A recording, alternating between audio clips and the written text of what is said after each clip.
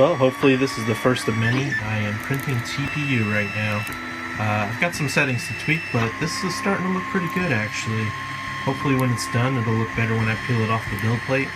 Right now I'm printing at I think 240C, and I have the build plate temperature up to 70C, so hopefully this works out for at least a good start.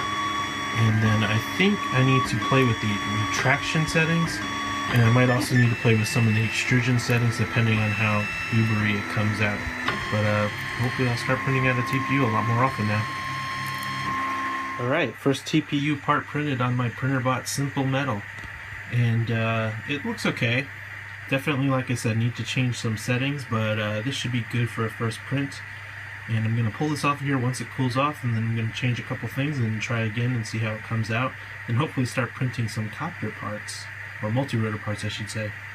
Alright, thanks for tuning into this vlog.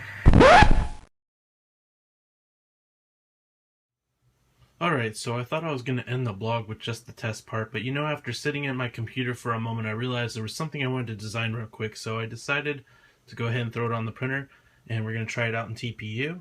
And right now, I've got the printer started. It's heating up the bed, and it's going to heat up the nozzle after that.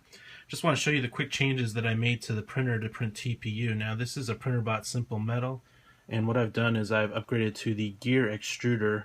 Normally, the extruder has just one drive gear. On this one, you can't really see it, but basically there's two gears that mesh together that drive the filament, so they grip the filament on both sides. It's a lot better than the standard extruder, and that allows me to basically grip the TPU a lot better.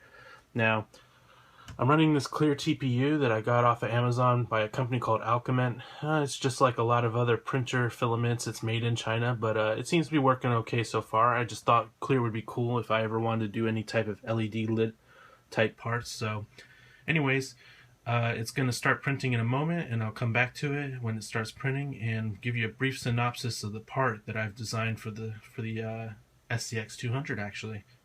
Alright, one completed part. So I'm going to show you guys what this part does now.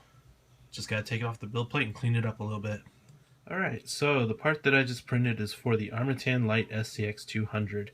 Now, the Armatan Light comes with a really cool PDB, and it has two polo loos on it. And there's several ways to mount the polo loos and route the battery strap, but a lot of people have been concerned that if you route the battery strap over the polo loos, you might damage them. So basically what I did was I printed this part to go over the polo loo regulators, and then the strap will go through this too. So you can see it's going to fit on there like that. So I'm going to put it on there real quick and show you how it works. So you can see I put the standoffs through it first. This should make it easier to put in there. And you can see it's got a little recess for the polo loos to stick up, and it should allow the strap to straddle them without damaging them in any way for those people that are concerned. There you have it, mounted in the quad. You can see it leaves enough clearance for all the pads. So you could technically solder to those pads with the part in place if you wanted to, but either way, you should give you enough room to wire whatever you need to wire. And at the same time, it's going to give you a nice rubbery protector for those polo loo regulators, for those that are concerned at least. Anyways, that's all I have for this vlog. Tune back in some other time. Bye.